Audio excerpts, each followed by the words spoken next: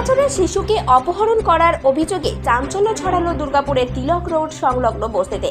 রবিবার রাত 8:30 নাগাদ ওই শিশুকে বাইকে তুলে নিয়ে যায় একজন পুরুষ ও মহিলা। জানা গিয়েছে শিশুর পরিবার সূত্রে সারা রাত শহর ও তার আশেপাশে পুলিশের নাকাবন্দিতেও সন্ধান মেলেনি শিশুটির। আশেপাশের সিসিটিভি ফুটেজ খতিয়ে দেখে তদন্ত চালালেও প্রায় 16 ঘন্টা অতিক্রান্ত।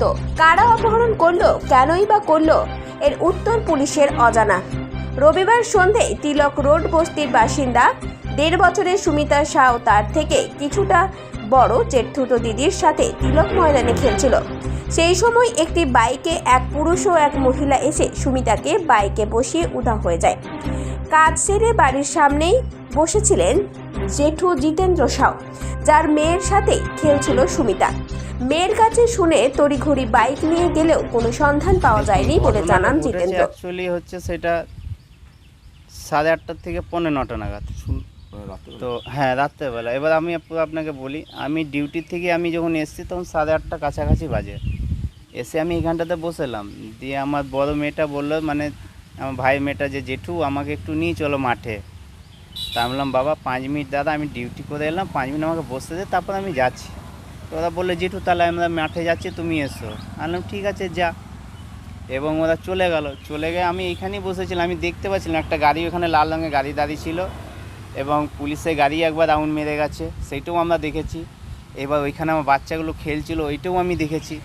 এবার যে হঠাৎ ওইখান থেকে 10 থেকে 15 মিনিটের মধ্যে ওইখানে যখন আসছে, আমার মেয়েটা কাঁদতে, বাবা জেঠু কী হয়েছে, বুনুকে নিয়ে পালিয়ে গেছে। আমি যে কে পালিয়ে গেছে?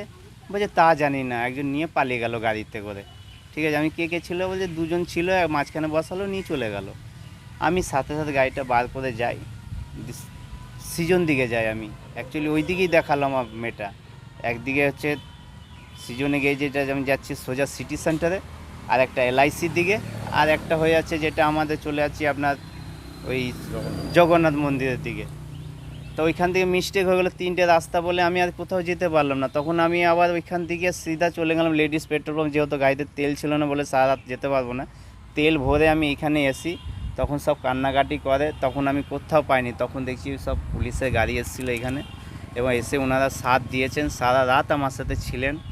এবং আমি সত্যি কথা বলছি, ওনারা খুবই ভালো কাজ করেছেন। আমি চাইছি যেন আমার 1-2 দিনের মধ্যে যেন মেয়েটাকে পেয়ে যাই আমি।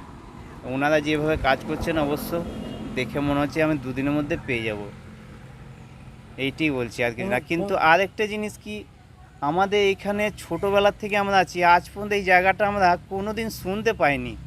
আজকে আমার ছেলে 10 বছর হয়ে গেল, এই 10 বছরে আমি আজকে প্রথম এরকম দেখতে পেলাম জিনিসটা, কিন্তু খুবই খারাপ লাগলো। এবার আমার বলে না, এবার ধরুন যদি আমার বাচ্চা জায়গায় কোনো অন্য বাচ্চাই থাকতো, তারই কপালে আজকে মা চায়না শাহ সহ গোটা পরিবার এই ঘটনায় শোকাচ্ছন্ন।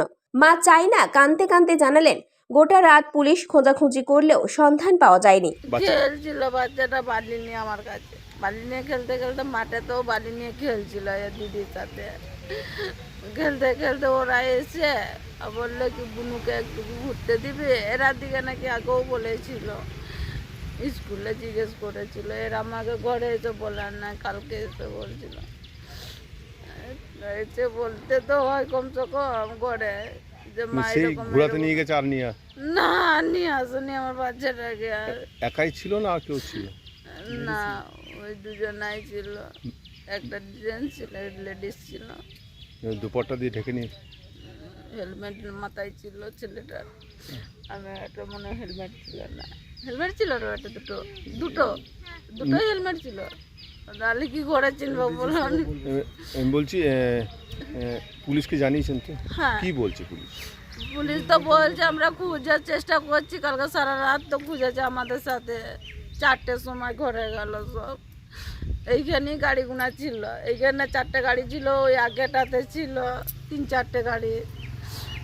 আমাকে লাস্টে বললো কি মাকে ঘরে পাঠিয়ে দাও, পারবে না খুঁজতে।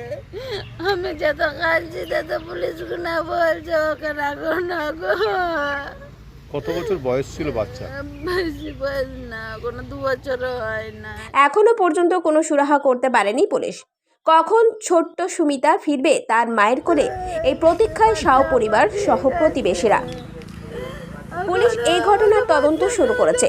গতকাল রাত থেকেই শহরের বিভিন্ন স্থানে নাকা চেকিং শুরু করেছে। এমনকি আসানসোল পর্যন্ত বিভিন্ন থানায় নাকা চেকিং করা হচ্ছে বলে পুলিশ সূত্রে খবর।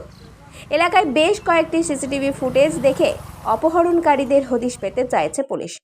ব্যক্তিগত কোনো শত্রুতা নাকি অন্য কোনো কারণে এই অপহরণ তা খোঁজ চালাচ্ছে পুলিশ।